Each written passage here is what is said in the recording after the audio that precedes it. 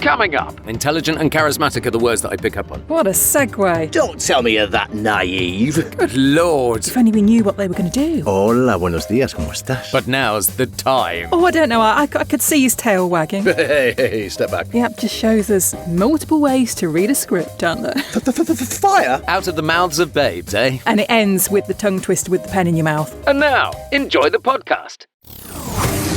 How do you say that? How do you say that? How do you say that? How do you say that? Hello and welcome to today's episode of How Do You Say That, sponsored by BritishVoiceover.co.uk. It's the podcast for voiceovers, podcasters and anyone else who reads a script out loud. And it's all about proving there might be a dozen different ways of tackling every script, every read and every character. My usual co-host Sam Boffin can't be with us this week, so taking on presenting duties from Lincolnshire today, it's the voice actor who guested for us in the very first episode of How Do You Say That, Liz Drury. Hello, Liz. Hello, thanks for having me back. Here's a fun fact about Liz. She once interviewed Patricia Hodge for a local cable TV channel. What went on there?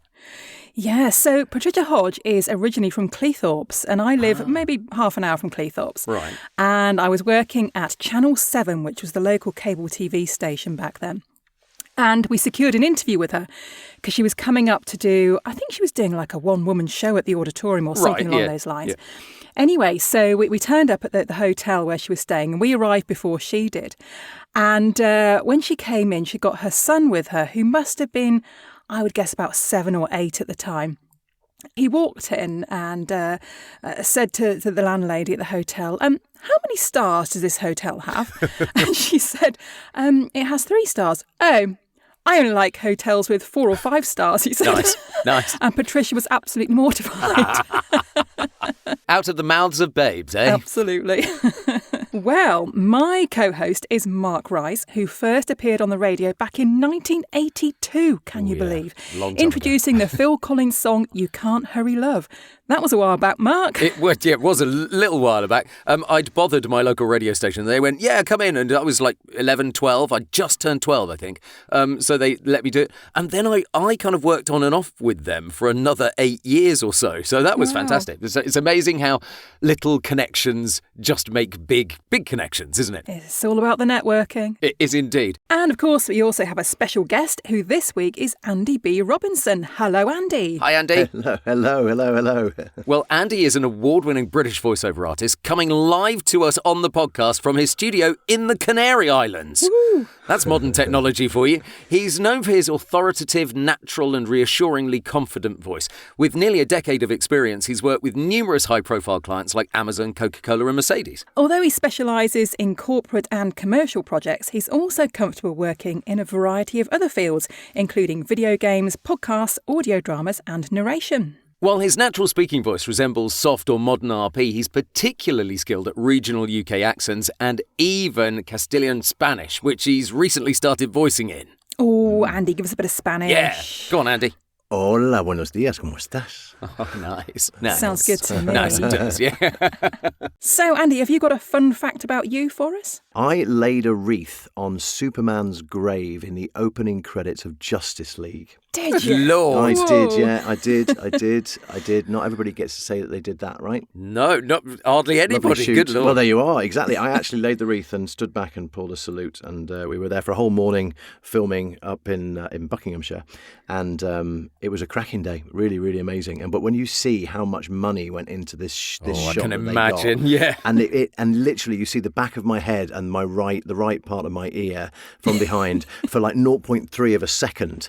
And that was it. That was the whole of the that scene would fit into 0.3 seconds of. But at least you knew it was you. Oh, it's unmistakable. Shall we crack on and have a look at our first script and ask, how do you say that?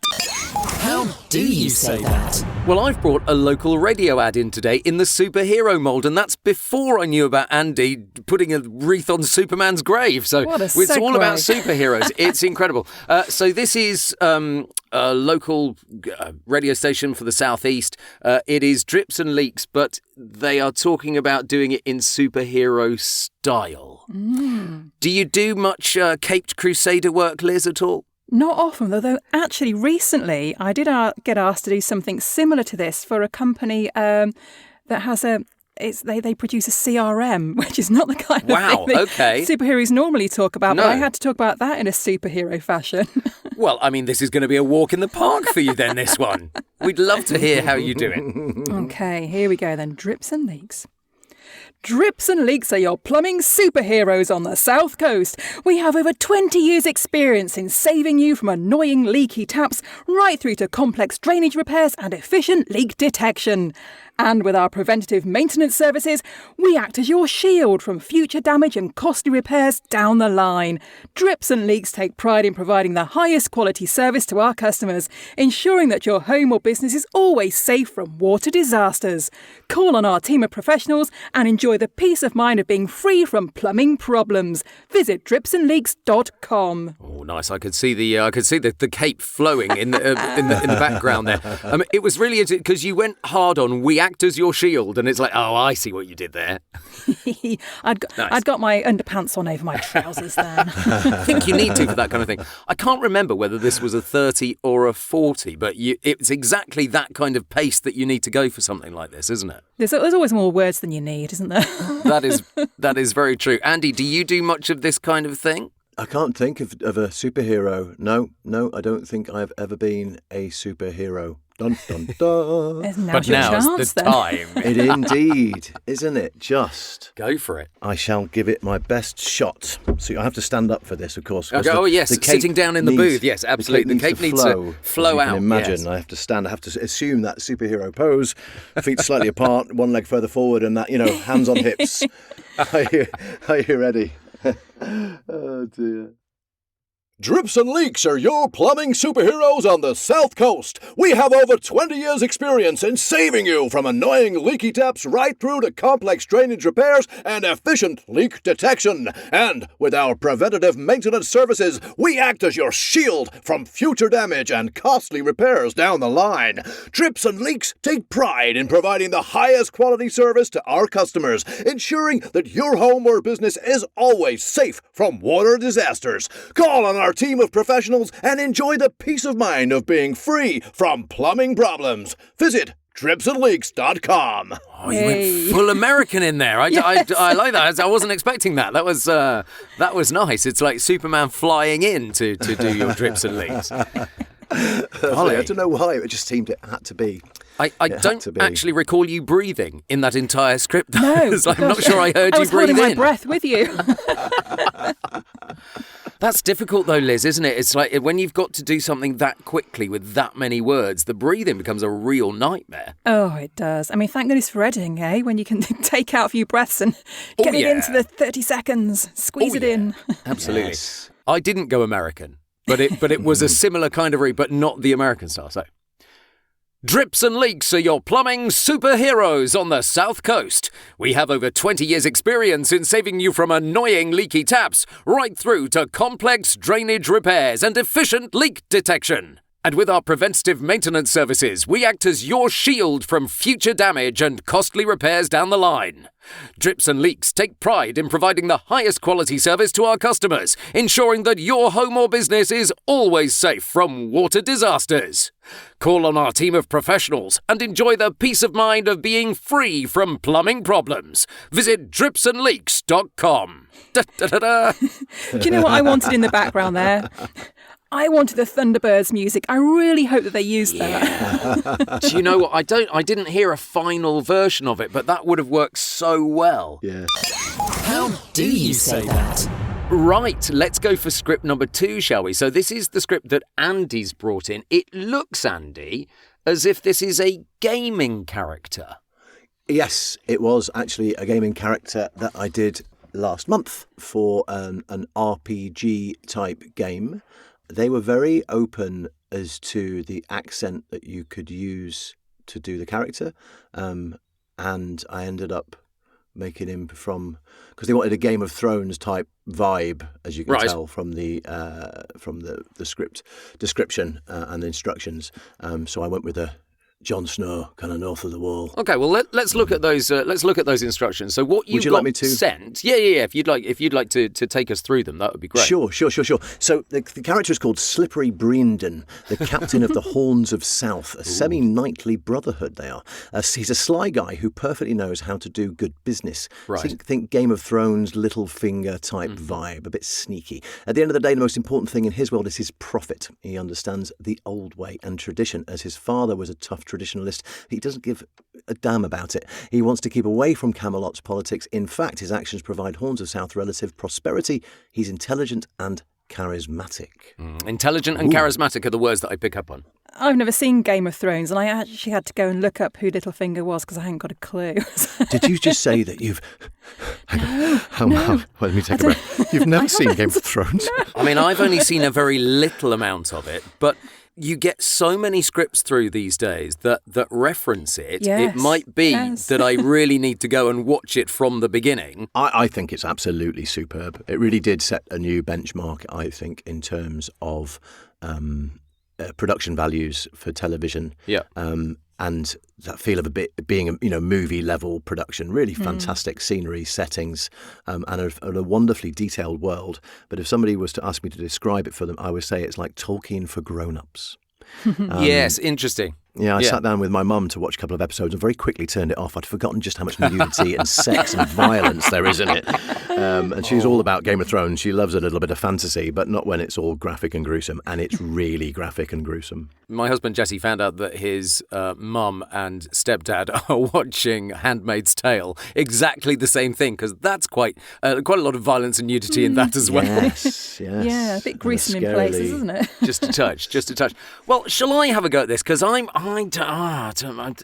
what we've given is just Breendon's lines rather than the conversation that he's having. A lot of times when it's this kind of script, you are there in the booth alone and you're just looking at your lines and the reactions to them, aren't you? And sometimes in auditions, all you get is your lines, not Very anyone true. else's, and you're trying to work out how it all fits together, aren't you? This is true. Yeah, this is true. And actually, in this instance, they sent me through this file with just the lines, and I asked them to send me the full script sides, which they did, so that I could see the conversations that he was having in the different places. It helped a lot to inform, of course. I'm wondering Galahad, I'm thinking English, I'm thinking Knights of the Round Table style, almost. Like so let me see what I can bring out.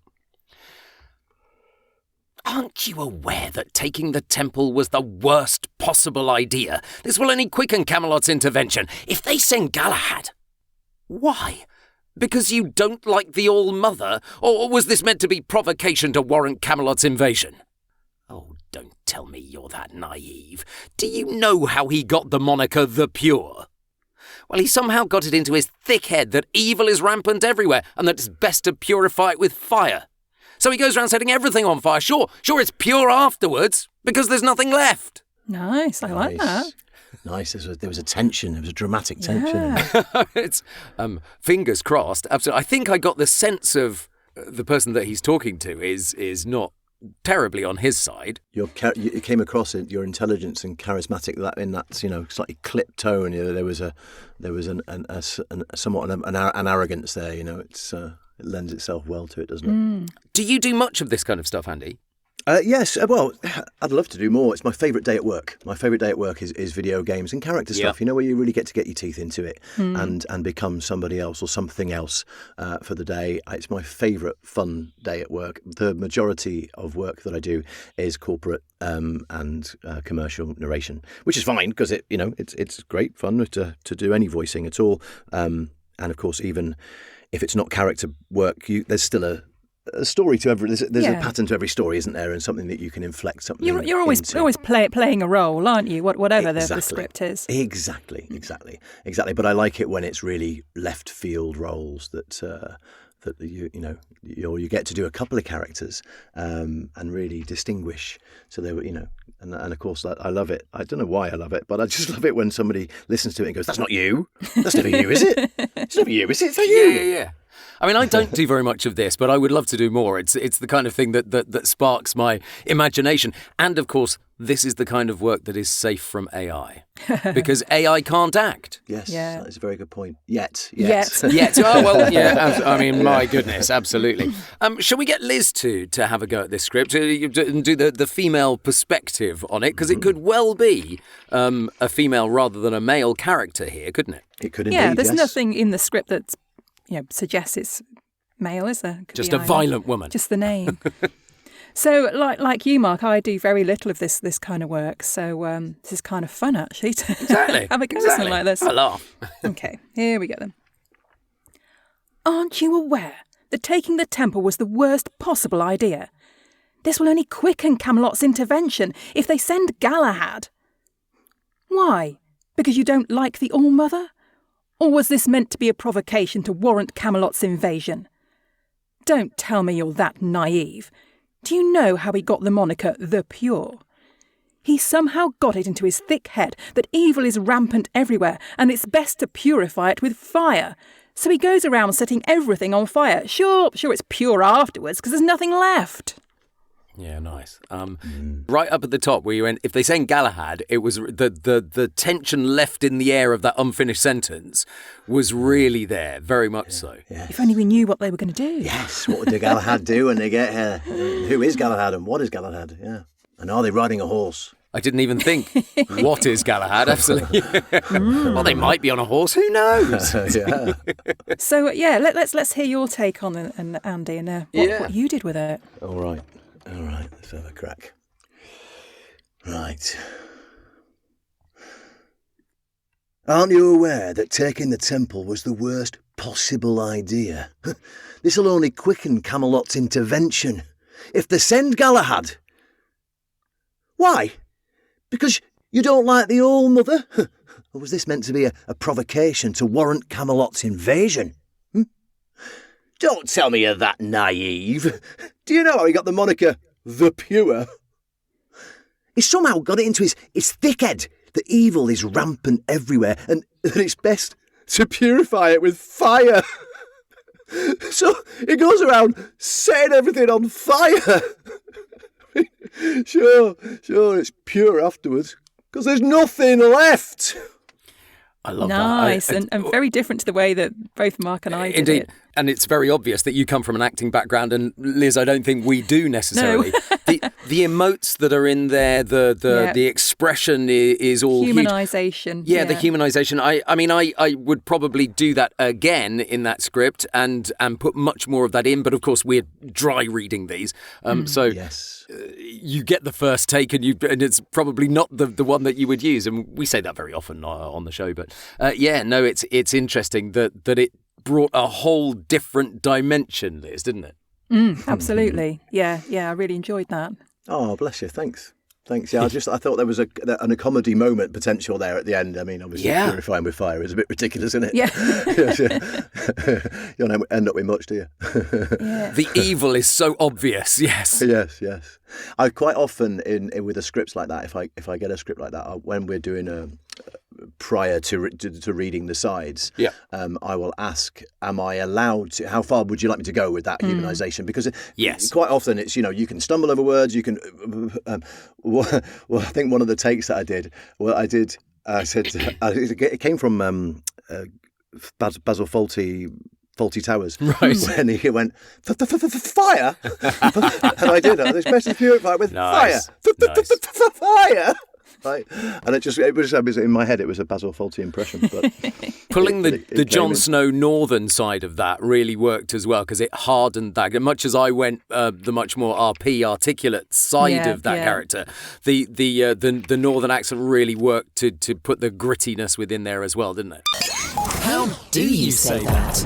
Let's shake things up a bit and see if we can't bring a different interpretation to the scripts we've been looking at. It's time for the wildcard section. Love the wild card, but also it's the section of the show that fills me with horror as well. Yes. Very often. Dread. So it's like, okay, Andy, do you want to pick a genre for Liz to attempt? And which script would you like her to have a go at it on? I would like Liz to take on Drips and Leaks, please, in the style of the movie guy in a world. Like a deep trailer guy. Nice. Yeah, trailer Okay. bush guy. That's him. Yeah. Well, I'm going down with a cold, so I can probably go Well, there lower you go. than normal today. There you are. And it almost lends itself, this script, to that, doesn't it? A little bit. Okay, here we go. Good luck. Drips and Leaks are your plumbing superheroes on the South Coast. We have over 20 years' experience in saving you from annoying leaky taps right through to complex drainage repairs and efficient leak detection. And with our preventative maintenance services, we act as your shield from future damage and costly repairs down the line. Drips and Leaks take pride in providing the highest quality service to our customers, ensuring that your home or business is always safe from water disasters. Call on our team of professionals and enjoy the peace of mind of being free from plumbing problems. Visit dripsandleaks.com. Nice. It's quite difficult to put a commercially style on that voice, but I thought you brought the voice. We knew we were in the cinema. Put it that way. That's probably as low as I can go. I thought that's pretty impressive, actually, to go there. Right. Okay. So I'll suggest one for Andy then, and I think, Andy, I'm going to go with Drips and Leaks as well. Right. But I would like you to do something completely left field. So going away from superhero about as far as we can to a playful puppy. So the playful puppy can talk, obviously. It's a talking playful puppy. But I just want to see if you can bring the characterization that you brought to that incredible gaming character into something as dry as this and do it in character. Okay. Playful puppy. I love that. That's a lovely challenge. Lovely challenge. Okay. Here we go then. Playful puppy, Drips and Leaks. Drips and Leaks are your plumbing superheroes on the South Coast. We have over 20 years' experience in saving you from annoying leaky taps right through to complex drainage repairs and efficient leak detection. And with our preventative maintenance services, we act as your shield from future damage and costly repairs down the line. Drips and Leaks take pride in providing the highest quality service to our customers, ensuring that your home or business is always safe from water disasters.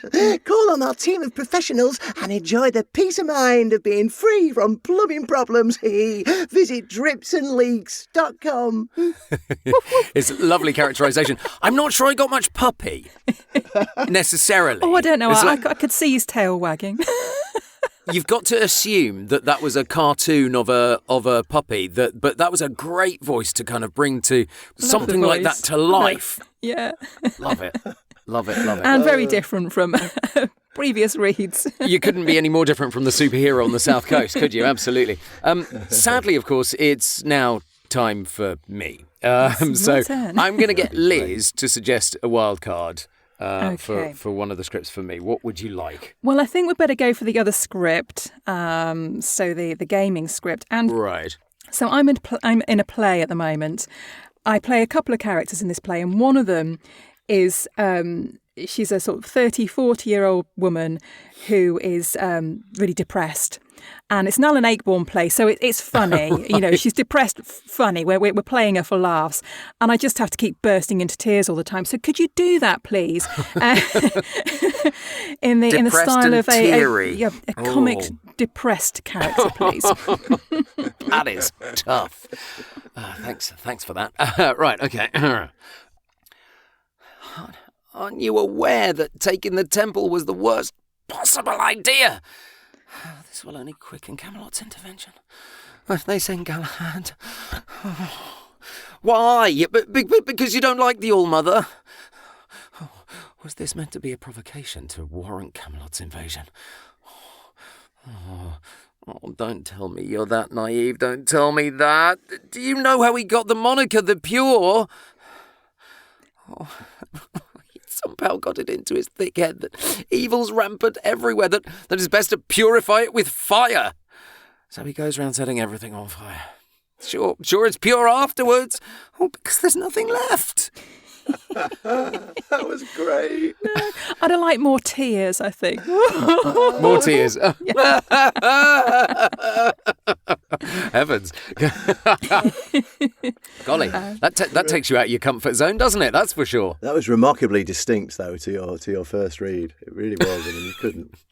Just other end of the spectrum. Yeah, it just shows there's multiple ways to read a script, aren't there?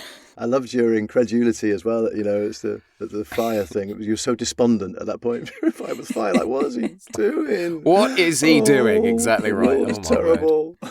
You just needed to have a good blow into a handkerchief. That's what you needed to do then. Yeah. Do you mean like this?